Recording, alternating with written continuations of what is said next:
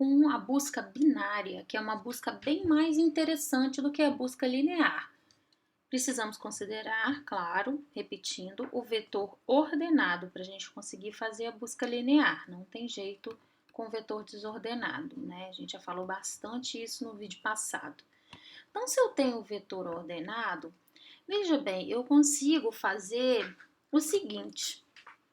Eu pego o elemento que está, nesse caso aqui a gente tem um vetor que é múltiplo de 2, então a gente vai ter o resto zero, né? Mas eu posso pegar, considerar metade desse vetor, que não tem uma posição válida, ou então eu pego o anterior ou o posterior. Vamos supor que eu esteja pegando esse elemento aqui, né? O 15. E aí eu comparo com a minha chave de busca, né? Eu tenho, por exemplo, se eu quiser o 7, que era o elemento que a gente estava procurando anteriormente. Se eu quiser achar o 7, eu vou comparar o 7 com um elemento que eu estou considerando, que teoricamente aqui seria o elemento do meio, que é o 15. Se 7 for menor do que 15, ele com certeza vai estar na primeira metade do vetor. Se o 7 fosse maior do que 15, a chave de busca fosse maior do que 15, com certeza esse elemento estaria na segunda metade do vetor. Então, essa estratégia é interessante, que a cada passada do algoritmo, ele divide o problema pela metade, né? A gente tem na primeira passada metade de n sobre 2, na segunda passada n sobre 4, e aí a gente vê que na última repetição, no último elemento, né, quando n for 1, a gente vai ter feito log de n repetições, onde n é o número de elementos aqui desse vetor, tá? Então, a complexidade desse algoritmo é proporcional a log de n, onde n é o número de elementos do vetor, repetindo, considerando que a gente sempre vai dividir o problema pela metade, né? A gente divide o vetor pela metade a cada passada do algoritmo, tá? Desculpa aí, gente, eu esqueci de desligar o meu celular. Só um minuto.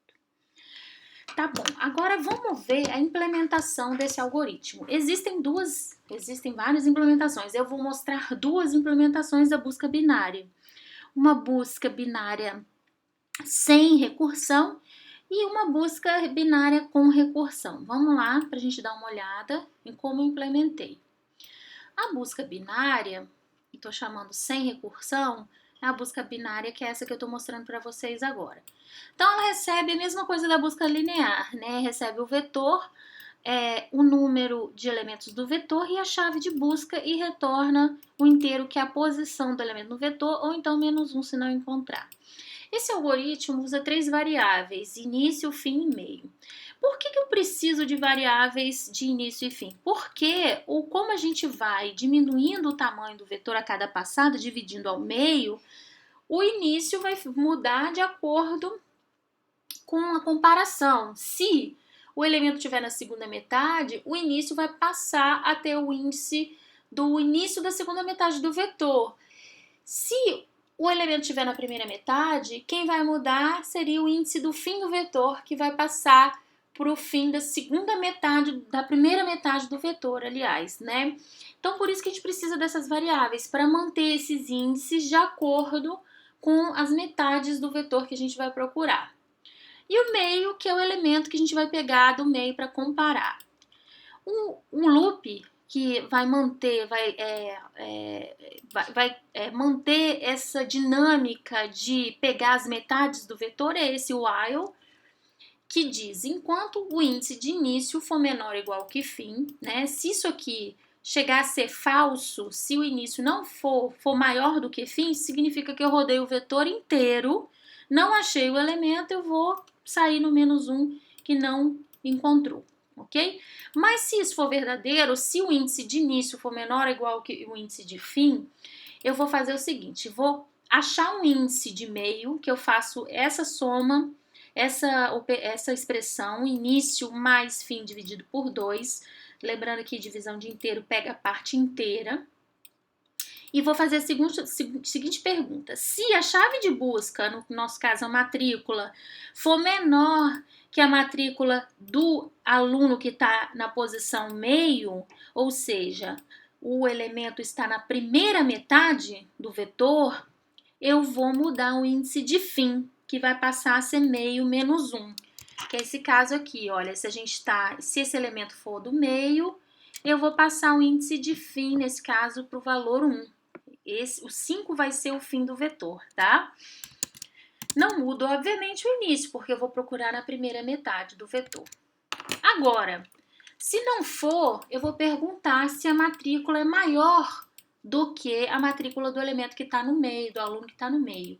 Se for maior, eu vou procurar na segunda metade, portanto, quem muda o índice que eu vou mudar é o índice de início, porque esse aqui vai ser agora o meu vetor da busca, meu subvetor, digamos assim.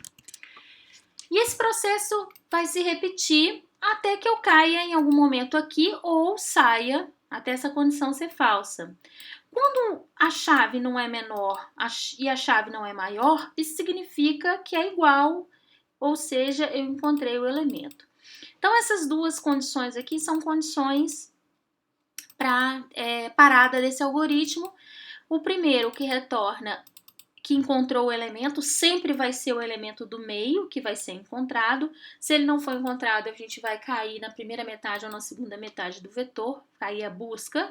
Ou então procurei no vetor inteiro até que o índice de fim cruzou o índice de início, né? Quando eu cheguei, por exemplo, a fim aqui e início aqui, a gente tem que esse elemento não se encontra mais no vetor, tá? Então, essa é a primeira versão, que é a versão não recursiva da busca binária, e a gente tem a versão recursiva da busca binária, que tem a mesma assinatura, né? Eu coloquei busca binária REC aqui, que funciona da seguinte forma, né? Se n for igual a zero, a gente está definindo uma condição de parada, n aqui é o número de elementos do vetor, se n for zero, não tem nada no vetor, aí retorna menos 1 que não encontrou. Caso contrário, meio vai receber o número de elementos do vetor dividido por 2, a parte inteira, e vai fazer a mesma pergunta. Se a matrícula for menor que a matrícula do aluno que está na posição do meio, e agora é diferente que eu vou chamar a busca binária, vejam bem, chama a função recursivamente, busca binária recursiva, passando o vetor, porque o início não muda. O que vai mudar aqui é que eu não passo mais n. N era o tamanho do vetor original. Eu estou passando o meio aqui, que é metade do vetor, ok? E passo a chave de busca para ele continuar buscando na primeira metade, tá? Retorno o valor que a busca binária na primeira metade retornar. Agora, se a chave de busca for maior do que a matrícula do aluno, eu vou procurar na segunda metade do vetor. Aqui que é mais complicadinho. Vamos ver essa primeira parte aqui que é o parâmetro, tá? Por que eu estou passando o endereço de VET meio mais 1? A busca binária recursiva recebe o vetor.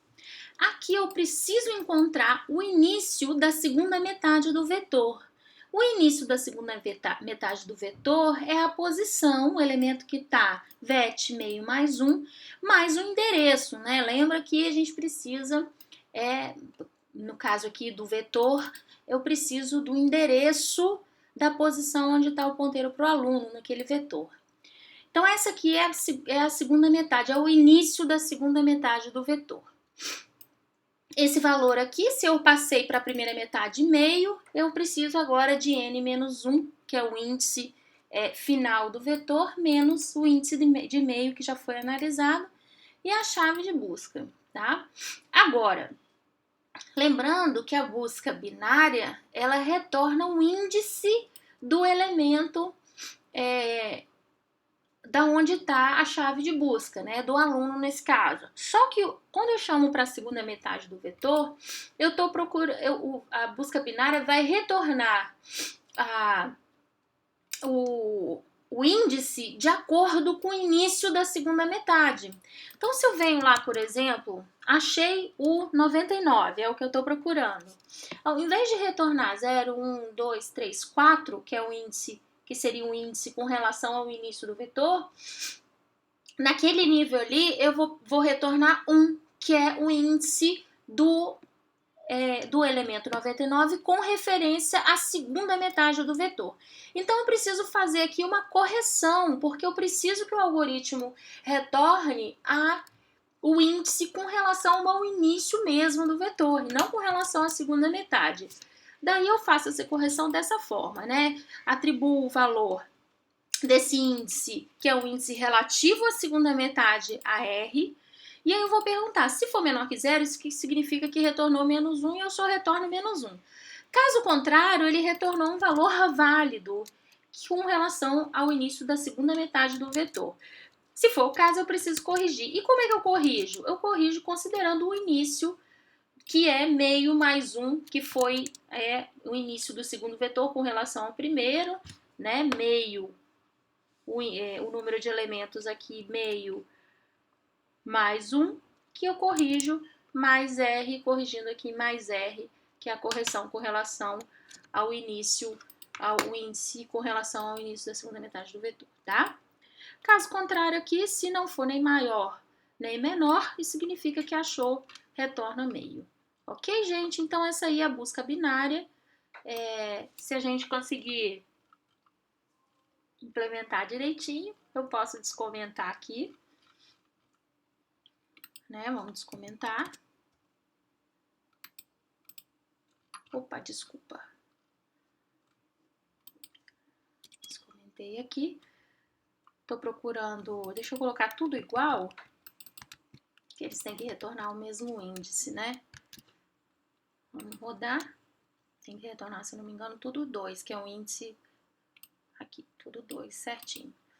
O desempenho da busca binária é bem melhor do que o da busca linear, tá, gente? Porque a complexidade da busca linear é O de N, enquanto que a complexidade da busca binária é O log N.